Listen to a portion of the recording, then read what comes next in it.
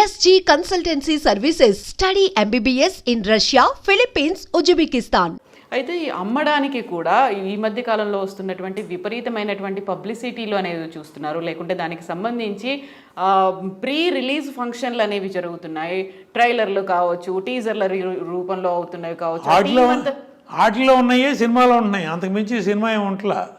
టీజర్లు మీరు ఏం చూపిస్తున్నారో, ట్రైలర్లు ఏం చూపిస్తున్నారో అయ్యే మెయిన్ షాట్లు. సినిమా ఏం లేదు, అంత సీన్ లేదు. లేకపోతే ఇంత అడావుడు ఎందుకు? అంతకుముందు మనం 50 days function, 100 days function, silver Jubilee function చేసాం. ఇప్పుడు audio function, teaser function, trailer function అంతే. సినిమా రిలీజ్ అయినాక 2వ వారం ఫంక్షన్ చేయాలి. లక్కీగా మన సినిమా 2వ వారం పోస్టర్ పెడితే 2వ వారం ఫంక్షన్ చేయాలి, 100 రోజుల ఫంక్షన్ కాదు. అయితే మిగతా ఫిల్మ్ ఇండస్ట్రీ లైక్ బాలీవుడ్ కావచ్చు, కోలీవుడ్, మాలీవుడ్, శాండల్వుడ్ ఇలాంటివన్నిటికంటే కూడా టాలీవుడ్లోనే ఎక్కువ రికార్డ్స్ అనేవి క్రియేట్ అవుతున్నాయి. గతంలో బాలీవుడ్ కంటే కూడా ఇప్పుడు టాలీవుడ్ని చూస్తున్న జనాల సంఖ్య పెరిగింది అనుకున్నప్పుడు, ఒక పక్కన బాహుబలి 2 రికార్డ్స్ క్రియేట్ చేసింది, RRR ఏమో ఆస్కార్ దాకా వెళ్ళింది, పుష్పలో యాక్ట్ చేసినటువంటి అల్లు అర్జున్కి జాతీయ ఉత్తమ నటుడు. మిగతా వాటిలో కనిపించిందంతా మన దగ్గర కనిపిస్తుంది, రికార్డులు కనిపిస్తున్నాయి, అన్నీ కనిపిస్తున్నాయి. మన దగ్గర క్రియేటర్స్ ఉన్నారమ్మా. క్రియేటర్స్ వెనకాల పెద్ద బ్యానర్లు ఉన్నారు, పెట్టుబడి పెట్టే సినిమాలు ఉన్నాయి, కార్పొరేట్ కంపెనీలు ఉన్నారు, ఆ cinema houses like Ashwini Dutt గారు ఆ సినిమా చేయాలంటే ఇప్పుడు వాళ్ళ అల్లుడు డైరెక్టర్ అవ్వచ్చు, బట్ ఆయన ఒక డైరెక్టరే. ఆయన మొన్న అశ్విని దత్ గారు ఒక ఇంటర్వ్యూ ఇచ్చారు, నేను ఏ సినిమా తీసినా మా డైరెక్టర్కి ఏం కావాలంటే అది సమకూర్చేవాడిని అంతే. నేను మొదల నుంచి అదే సిస్టమ్ ఫాలో అయ్యాను, ఇప్పటికీ అదే చేస్తున్నా. మా అల్లుడని కంట్రోల్ చేసింది లేదు, వేరే డైరెక్టర్ అని చెప్పి ఇష్టం వచ్చినట్టు ఖర్చు పెట్టింది లేదు. డైరెక్టర్కి ఏం కావాలో నేను అది డిస్కస్ చేసేవాడిని, ముందు ప్రొవైడ్ చేసేవాడిని. అట్లా ఎంతమంది చేస్తున్నారమ్మా? ఇప్పుడు ఒక బడ్జెట్, ఒక ప్లాన్ ఎంత ఖర్చు అవుతుంది? ఇప్పుడు ఒక ఆర్టిస్ట్ బాంబే నుంచి తీసుకొస్తున్నామమ్మా, ఒక 10-12 ఎయిర్ టికెట్లు ఇవ్వాలి, దానిలో ఒక 4-5 ఎగ్జిక్యూటివ్ టికెట్లు, ఒక 1/2 డజన్ మినిమం 5 star హోటల్ రూమ్లు, దానిలో 2 సూట్ రూమ్లు, వీలైతే ప్రెసిడెంట్ సూట్ రూమ్లు. ఈ మధ్య కొత్త ట్రెండు, ఎక్కడికైనా అవుట్డోర్ వెళ్ళాలంటే హెలికాప్టర్లో, సొంత చాపర్లో వెళ్ళాల్సిందే. మామూలుగా రెగ్యులర్ ఫ్లైట్లు మనకి అందవు. అట్లాంటి ఖర్చు ఎవరిదమ్మా? 2 చొప్పున క్యారవాన్లు పెట్టే ఖర్చు ఎవరిదమ్మా? బౌన్సర్ల ఖర్చు ఎవరిదమ్మా? బౌన్సర్ ఒక్కోడు రోజుకు 1000-1500, ఆ సినిమాని బట్టి, ఆ హీరోని బట్టి 2000 దాకా వెళ్తూ ఉంది. ఆ 2000 ఇంటూ 10 మంది రోజుకి 20,000.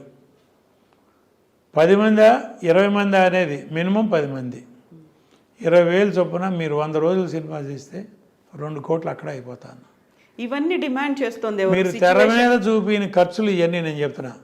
మీరు క్యారవాన్లో అంతకుముందు Ramarao Nayak sir up to Chiranjeevi garu, Balakrishna గారు, ఆ తరం వరకు అవుట్డోర్ షూటింగ్ అయితే చెట్టు కింద కూర్చునేవాళ్ళు, లేకపోతే ఒక ఫ్యాన్ పెట్టుకునేవాళ్ళు, టేబుల్ ఫ్యాన్ ఒకటి, ఇంపోర్టెడ్ ఫ్యాను, దాని పక్కన కూర్చునేవాళ్ళు. అక్కడ వేరుశనకాయలు తింటాను, పకోడీలు తింటాను, పేకాడతాను, షార్ట్ రెడీ అంటే చూసేవాళ్ళు.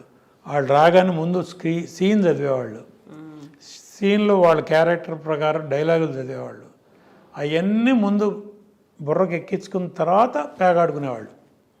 ముందే షార్ట్కి గ్యాప్లో వెళ్ళి పేకాడుకుందామని కాదు, ముందు రాగానే వాళ్ళ సీన్ ఏంటి, దీనిలో నా డైలాగులు ఏంటి, ప్రతి డైలాగు బుర్రకు ఎక్కించుకున్న తర్వాత అప్పుడు టైంపాస్ చేసేవాళ్ళు. లేకపోతే టైంపాస్ లేదు. ఆర్టిస్ట్ ఏం చేస్తారు, దానికి అనుకూలంగా మనం కౌంటర్ ఏం చేయాలి అని ఆలోచించేవాళ్ళు ఆర్టిస్టులు ఆ రోజుల్లో. ఎస్వి రంగారావు గారు రిహార్సల్లో ఒకటి చేసేవాడు, టేక్లో ఒకటి చేసేవాడు, దానికి తగ్గట్టు నాయసారు, రామారావు గారు, సావిత్రి గారు వాళ్ళు చేసేవాళ్ళు, జగ్గయ్య గారు.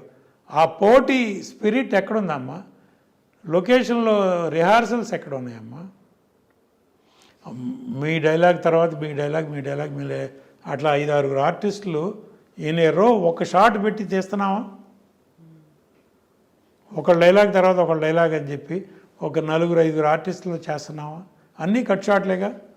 ఒక పేజీ డైలాగు గుర్తుపెట్టుకుని చెప్పగలిగే 2-3 హీరోలు ఉన్నారమ్మా. పేర్లు అనవసరం, మనకు అనవసరం. మిగతా వాళ్ళందరూ డబ్బింగ్లో చూసుకుందాంలే, అక్కడ చూసుకుందాంలే.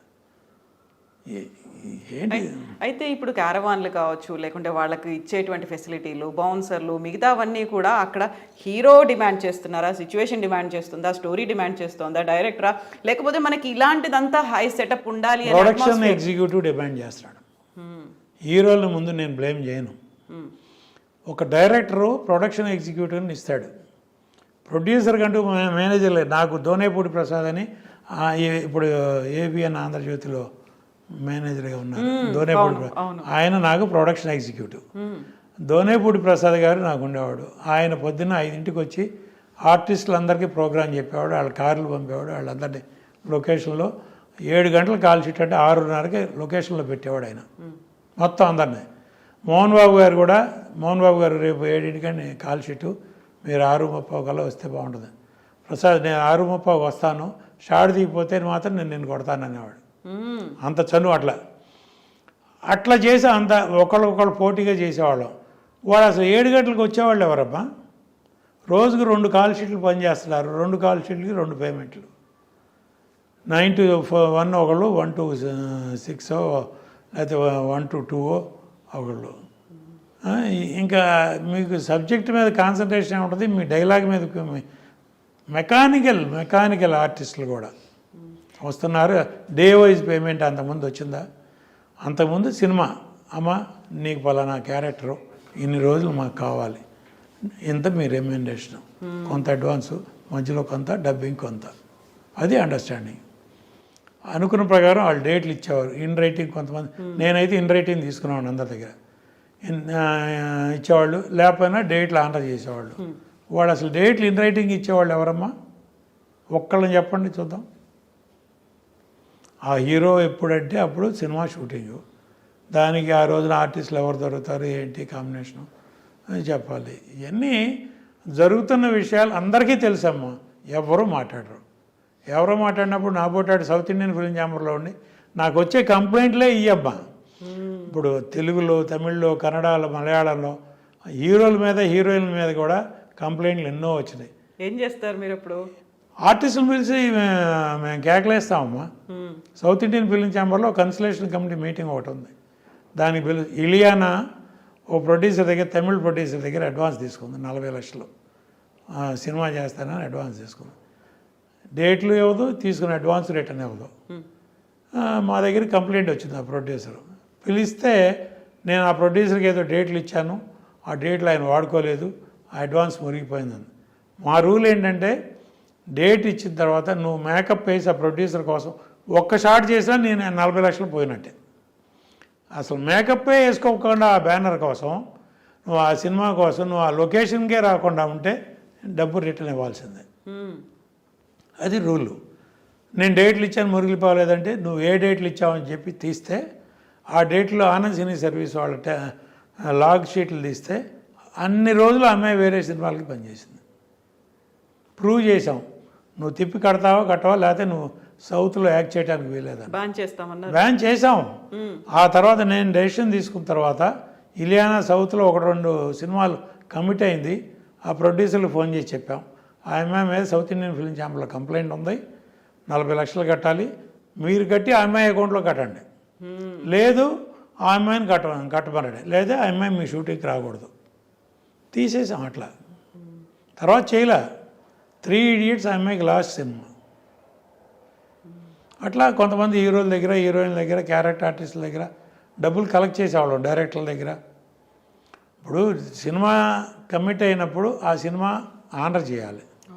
చేయకపోతే అట్లీస్ట్ డబ్బు రిటర్న్ ఇవ్వాలి. ప్రొడ్యూసరు ₹3 వడ్డీకి తీసుకొచ్చి నీకు అడ్వాన్స్ ఇస్తున్నాడు. ₹3 వడ్డీయో కాదో నా సొంత డబ్బు ఇచ్చినా దానికంటూ ఒక వ్యాపారం కోసంగా ఇచ్చింది.